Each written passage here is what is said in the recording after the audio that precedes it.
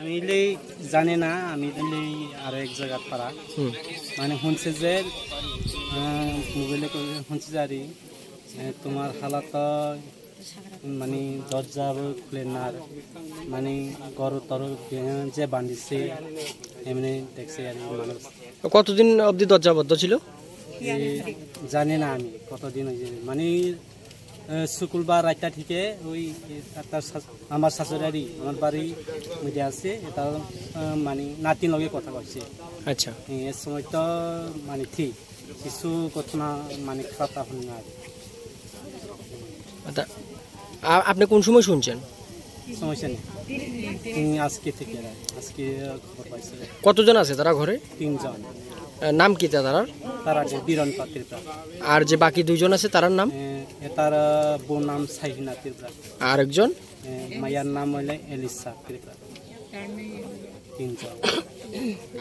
এটা কোন জায়গা? ইয়ার দেওয়ানপাড়া টিআরপিসি কলোনি। তা আপনার এখন কি মনে হইতেছে, মানে ঘটনাটা কিতে হইছে মনে হইতেছে? জানি না, বাড়িটা অনেক আমার তো দূরে, মানে প্রায় 3 কিলোমিটার। তা আপনার কি দেখি সুইসাইড মনে হইতেছে না মার্ডার মনে হইতেছে? আমি জানি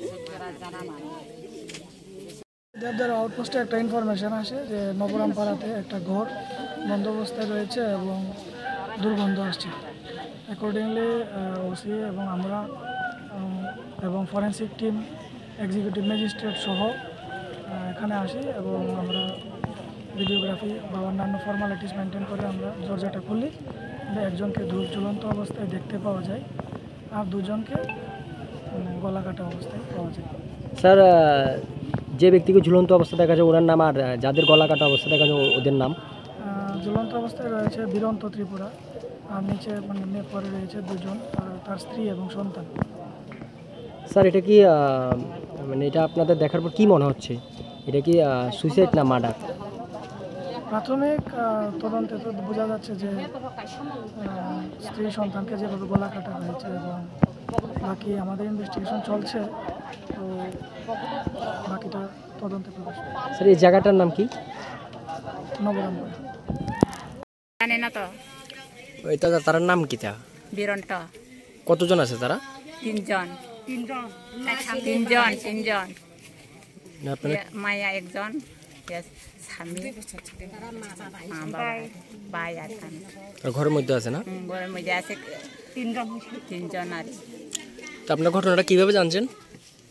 জানি না আমি। Subscribe to Tripura Info and press the bell icon so that you never miss any latest updates and news on Tripura.